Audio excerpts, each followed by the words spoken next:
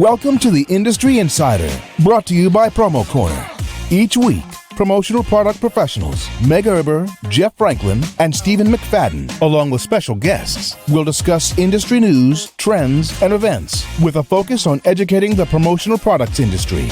The Industry Insider, the nerdy news you need to know.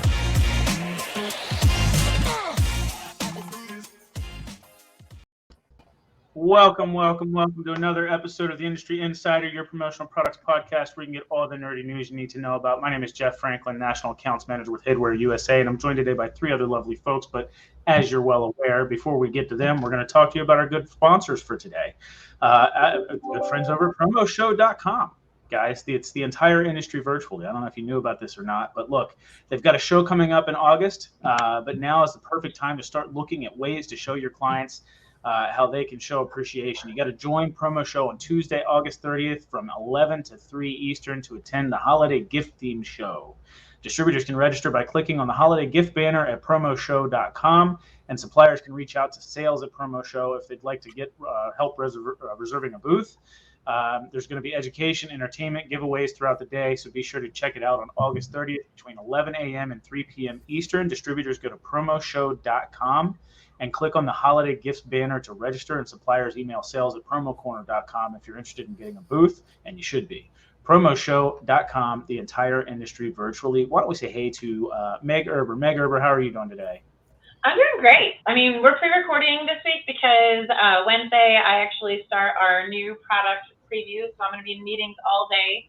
I'm really excited about it. Unfortunately, we had to miss the live show because of it, but we just got like part of our swag bag in. Got a really cool crop top and hat and a water bottle. So like getting swag bags like that in the mail. It's always fun. How about you? How are you doing today, Jeff? I'm doing all right, Meg. Thanks for asking. That hat's almost as nice as some of the ones I have on my wall back here. Almost, but might be better. I don't know. We'll see. Stephen McFadden, how are you doing? I'm awesome. I have no hats on the back of my wall, and I returned from an awesome trip to Italy, so I'm feeling good and relaxed, and you're not going to make me upset this podcast no matter what happens. So how was that flight? Is that a decent flight? It wasn't bad. It's we have to get up to either Boston or JFK typically. Sometimes there's some out of Atlanta, but it's going that direction. It typically you leave in the afternoon and you get there first thing in the morning. So like we left at 1:30. We left out of Boston area. It's like 4 or 5 p.m. and we went to bed on the plane. Woke up at 7 in the morning or when we got there. So it's like 7.5 hours, 7:45, something like that. So all right, yeah, not bad. Yourself to get early is all that took place. Yep. And after, waiting in lines and travel and stuff and half of a movie, it was time for bed. So it was perfect. So. Understood. Well, we are joined today by a very special guest, our good friend Tiff Tarr. We are here to talk today about North American Leadership Conference, otherwise known as NALC. It's a conference that PPAI puts on every year, and we're here to talk about it again this year. And Tiff, you're our resident expert today. Right. But look, before we jump into the topic for today, it is customary for us to give our friends a good 3 to 4 minute introduction. To introduce yourself, to tell us maybe how you got started in the promotional products industry and what you've been up to since. So take it away. Okay, well, I'm Tiffany Tarr. I'm the Vice President of Sales at DistributorCentral. We are a service provider in the industry, so we're heavily integrated.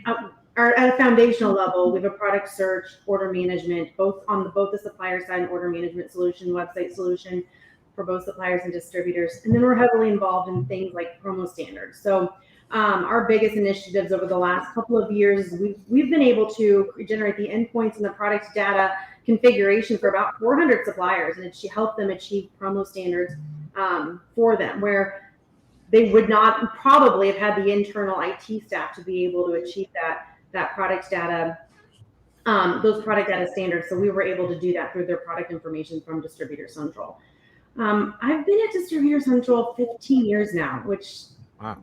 50, like 50, 50, right? No, or 15 years. 50 years. Wow. But 15 years, and I think got she in. just called you old, Tiff. I Like, know. Are you gonna let her get away with that? You look great for being in the industry 50 I years. was gonna say she's Yeah. probably the best looking old person we've Old had.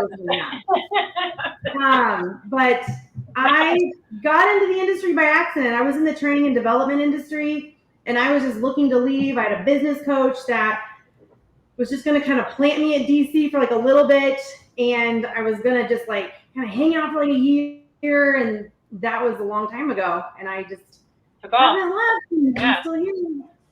Wow. Yeah, I've seen a lot of things change, but it wasn't like I didn't wake up one day and even know that the industry I didn't even know it was here when I got into it, but it's kind of the best. And it's kind of what makes NALC and like women's leadership and those kinds of things like the best events. It's just how great the industry is. Yeah, it definitely is the best industry for sure. But yeah, I didn't know that. I didn't know that you've been at DC the whole career. That's awesome. Yep. Very cool. I've had 2 jobs my whole professional career. Isn't that? I think that's really odd. It is odd. It's a good thing though. Yeah. Yeah, that's a good thing. Career person. So, it either means you're super loyal or you really enjoy what you're doing, or both. Or they just can't get rid of her. Or stuck. Like somehow you're stuck. Yeah. Do you need help? Yeah, blink. Can you blink 3 times real fast if you need help? Yeah. How many times? She's good, Jeff. All right, she's good. All right, cool. So, look, like I said, we are here to talk about NALC, North American Leadership Conference. Stephen, for those that don't know what NALC stands for, thank you. As a joke. All right. So, Tiff, take it away. Why don't you tell us what North American Leadership Conference is to you, and maybe a little bit about the event this year. So I started going to NALC. I was just trying to go back and look at my look and see how long I've done it. I think this might be my 10th one. I know the very first one that I attended was in New Orleans. And I just remember being completely overwhelmed and scared to death. The very first one I went to, I really truly knew nobody. I was still, I think, a sales rep back then, and I was just sent to go, and I didn't know anyone at a leadership level yet. And I was just there, oh my gosh, completely overwhelmed, but we just make it work. And NALC is one of those events where if your company's sending you, you should really appreciate, and shout out to companies that make that investment for their employees to send them. A lot of times it is business owners, so they're sending themselves, but there are a lot of other people that the businesses are sending in addition to, and sometimes people will send 2 or 3 people. And so just shout out to those businesses that take that level of investment in their employees. PPAI always does a really good job with this event and with women. Those are probably the 2 events that I've attended the most, women's leadership and NALC. But PPAI always carves out some level of special to make this event special. Ann Stone and her team that woman just works hard and always makes this event just really special, and makes sure that the content that comes in is always just really, really high level content. There was on the very first day, there was a couple of really great speakers, and I have to have my notes out. We opened this session with motivating at the speed of innovation. And on paper, when you look at those kinds of things, you're like, okay. But then the speaker is so dynamic, and it just kicks off your morning with just wanting to know more and wanting to learn more. And it just starts to open your mind to things that you don't always think about. Some of the things that I took away from that first initial meeting was you can't innovate and analyze at the same time. You have to stop and just innovate for a minute. And one of the things that I think that is, and I do it because I've been at DC, so sometimes it's not always amazing when you've been somewhere for a really long time, because then some of the words that come out of my mouth are, we tried that 5 years ago, I don't know. And so that is a habit that I think that, leaders sometimes can fall into, is they'll have new employees come in and they'll immediately start to analyze the new ideas that are coming in, and you can't do both. Your brain can't handle it. And so those are some things that just made my mind already that morning, even before the coffee's like kicking in, just make myself pause and just make sure I'm just listening and like soaking in the information throughout the day and not saying that's not going to work because like she even had us build a rocket ship with just the things that were on our table. That's not always something that I would just choose to want to do, with a group of people I may or may not know, but because she already opened our minds to understanding that you have to just do it, and then you can go back and analyze and then maybe second guess, or then maybe you can question some of the decisions. It makes you just open to new concepts and new tools that PPAI has brought in. Megs, you're muted. Muted. Damn it. Podcast noob over here. I have a question for you because I know how your brain works. So, well, kind of. I think I know. That type of scenario, were you freaking out about that? Like not being able to second guess it, just build, just do? Or because I do. I was like, I need to make a list first. And it's really hard, but one of the things that I took away from that initial, her session was she was going to jump out of an airplane. And she knew, I think, or maybe it was bungee jumping. She knew because they're supposed to go 1, 2, 3, and then do it. Meg, you know this kind of stuff. She went on 2 because she knew if she got to 3, she wasn't going to go. She was going to let her mind talk her out of it, even in that 1 second. So if you're going to go, just go. And it's true. And sometimes as you get older or as you've been doing something for a really long time and you're good at what you do, sometimes you forget to just take those risks and take a pause and just open up to new ideas. So it's just PPAI always knows how to open up something like that. And then they brought in the next speaker that day who his name's Vala. He's with Salesforce. He's the Salesforce, right? Yeah. Vala Akhtar. If you don't follow him on Twitter, and I'm not even a huge Twitter person, but I did. And if you don't, you should. He's with Salesforce, and we use HubSpot as a CRM tool. And so we don't use the same platform that he was speaking about, but he was talking about making data-based decisions. And sometimes as a leader, we react with our gut, and that's good, but let's also react with data-based decisions, and how to use data to determine where the weak parts of your business are. And I know that those tools are built into my HubSpot platform because they're similar. It's a similar methodology, and I know that those are there. So it really inspired me to dig in to our platform, because that's the one that we have to dig into our platform and to be able to hotspot where I might have weaknesses in the business or weaknesses with some customers, not today, but maybe in 4 months. Maybe they're not engaging with what I think they should be engaging with. And so it's things, they just bring in the right kind of content that you can go back to your business and think about it and start to apply it and be able to change maybe the trajectory of your business, or be able to think about things a little bit differently, or just to stop saying, we tried that 5 years ago and it didn't work, and here's why. And one of the things that Vala talked about was to reward ideas and not the outcome. Because if you're only rewarding the outcome of an idea, people are less likely to want to bring ideas at the table because they don't know if the outcome will work. And so they're at Salesforce, they're actually rewarding just idea generation, regardless if it works or not, because they need all those ideas to come to the table. I love that idea. We tend to reward outcome.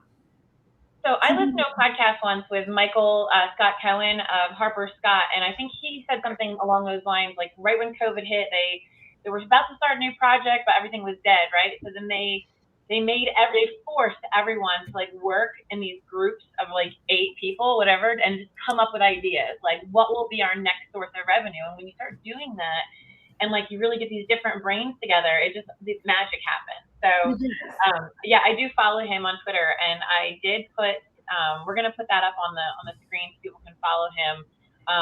I think that he's brilliant. So and then they did a fireside kind of meeting. Yeah. I don't know if this is what was supposed to have happened in that was like side chat, but he got emotional. And so these things don't happen in a trade show, or they don't happen in like other venues within the industry. They just kind of happen in these smaller like sessions or these segments. He got emotional talking about how he was 10 years old when they immigrated here from Iran, and his father was a very like, I think kind of well-to-do oil executive, and they had to flee Iran because of war and other things, and they came to America, and he's like a janitor, and just having to how he just loved his father so much because of how humble he was, and just being humble in any role in which you play within your organization, and learning that, just learning how to just take a step back and be humble and be appreciative no matter what you have going on, and using every tool that you have available to you. And I don't know that that's the direction that this talk was supposed to have taken, but he got very emotional and sharing like his background, and it really just, I think it made everybody that was in that group, it made everyone that was in that room just pause and just really think about maybe reactions and those kinds of things. So let's go ahead. No, you go ahead. I'm probably going to take it a different direction, so go ahead. All right, so no, I was going to say, so this is the first year that it's been back in person, right? Since COVID, or okay? It is. Last year it was virtual, so it intended on having it in person, and it ended up being virtual. I think is how that went, because I attended virtually. Got it. Stephen, go ahead.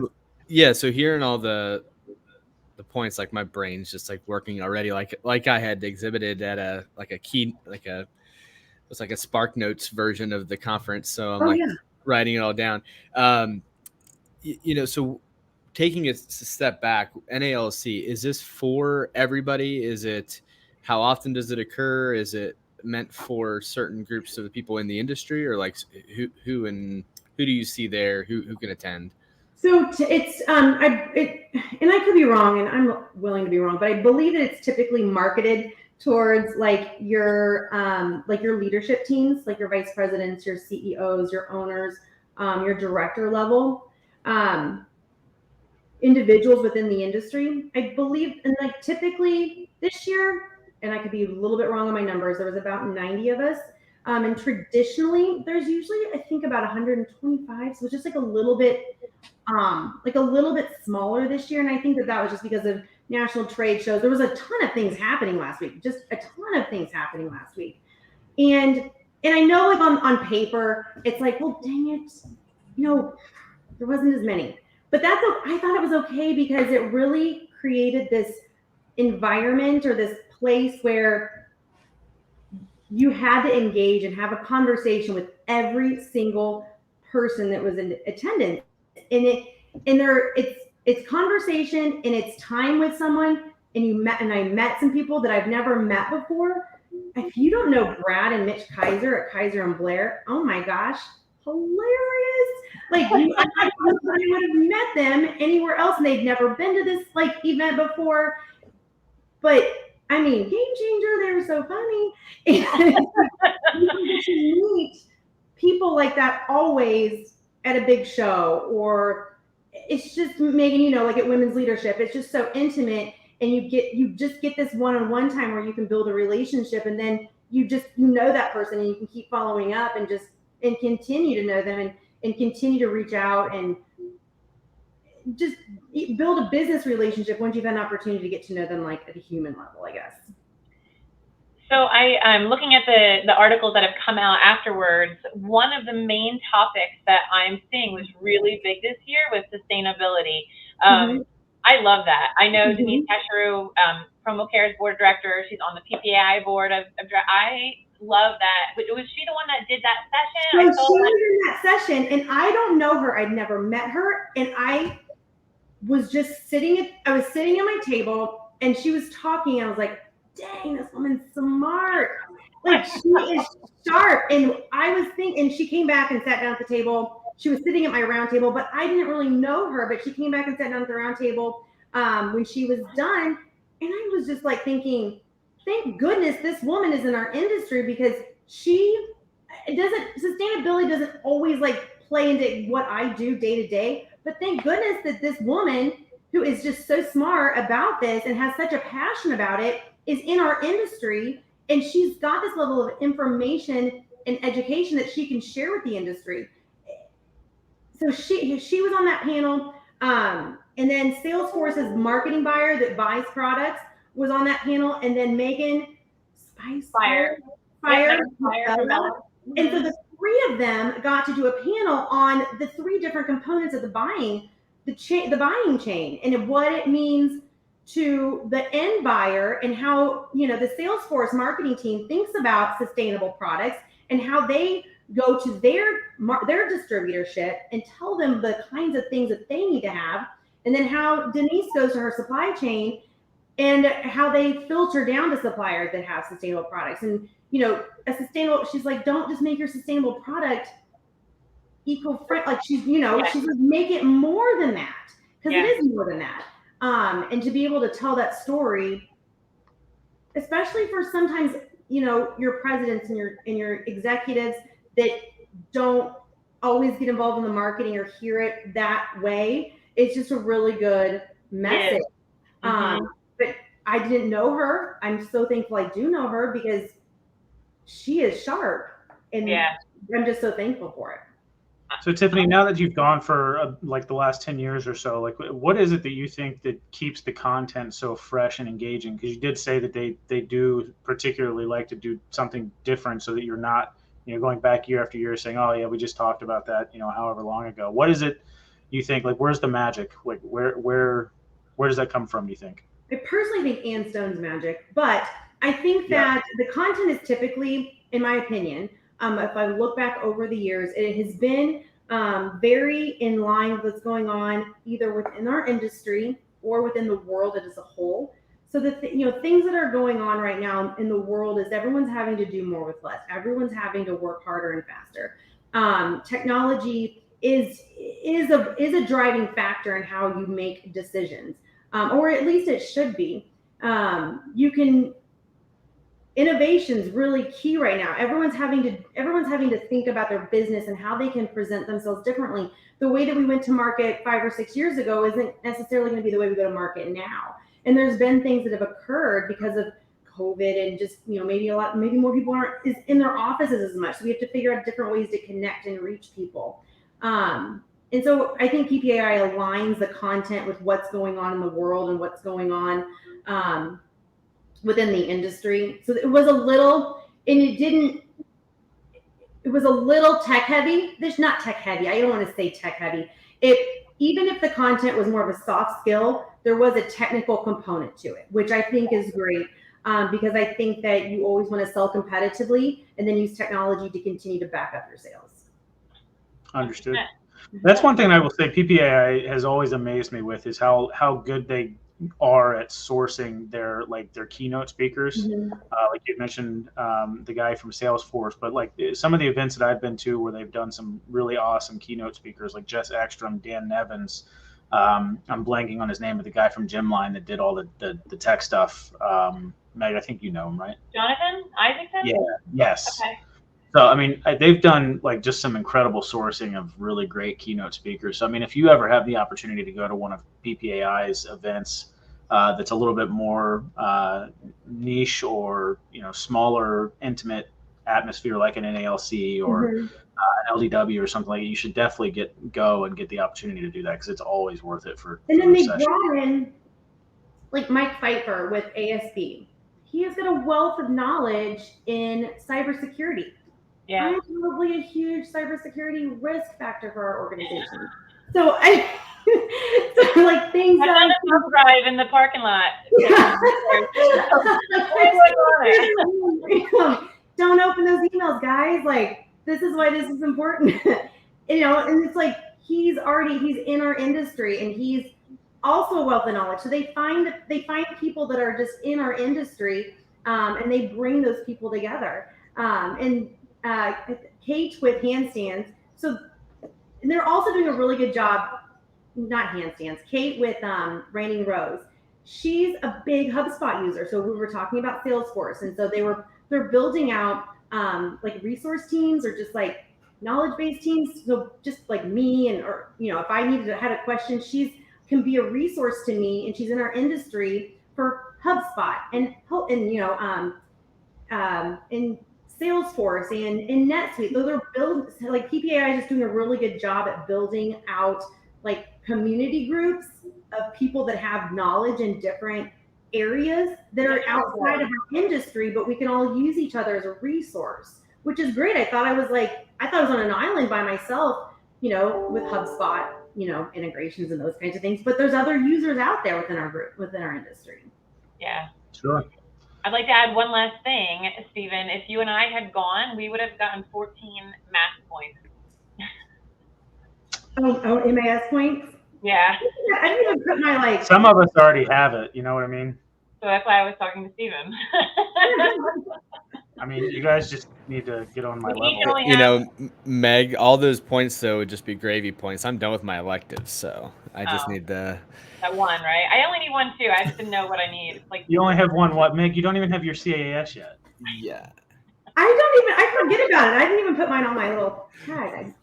Me too. No, I will say this has been it's like hearing about all this is very, very good, and I hear the topics, and the topics sound amazing, and I just feel like some of the roundtables would have been super good. Like there's a lot of good conversation around the industry right now, and I think it's very easy to look at all that's happened over the past few years and think there's a lot of bad, but honestly, the what do they say? Desperation pushes innovation or something like that. Mm-hmm. Our industry has come like light years from where it was in a very short period of time because of COVID.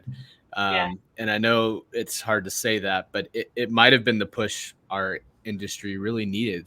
There's so many tech tools that have been put on people's websites with inventory tracking mm-hmm. and future inventory stuff. I mean, there's price projections and Nexus tools. And I mean, you could go on and on and on with different website management tools that have come out, and promo standards has been pushed heavy.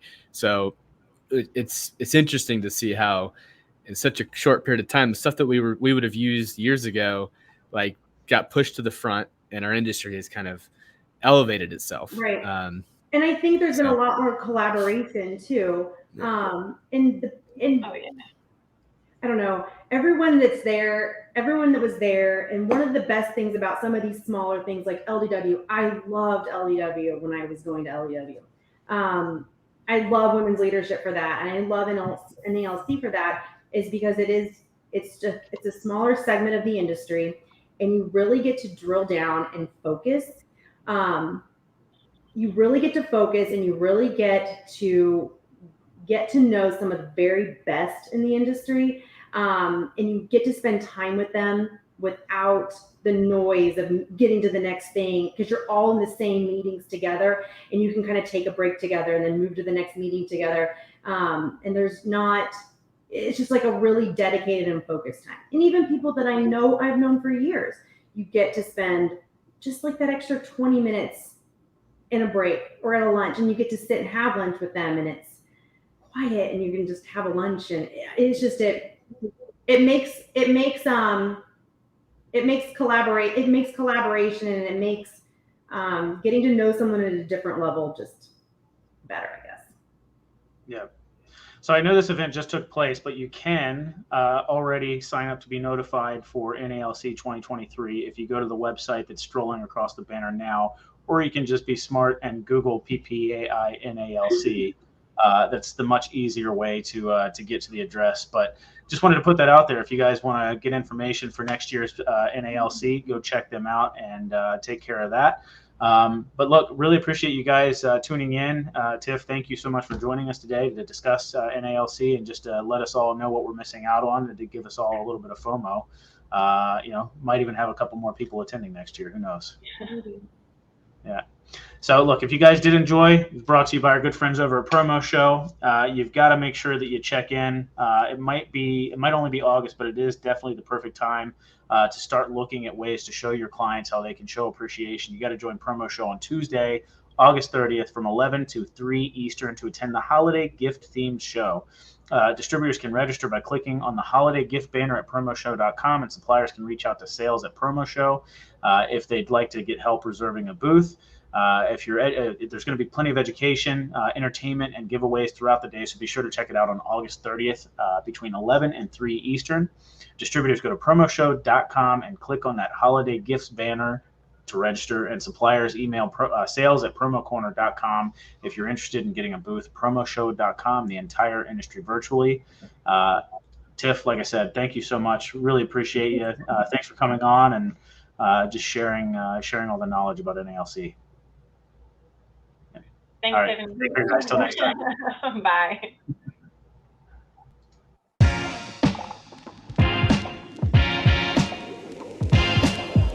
Thank you for listening to this week's episode of Promo Corner's Industry Insider. For more great content from industry thought leaders, including podcasts, blogs, and videos, visit promocorner.com.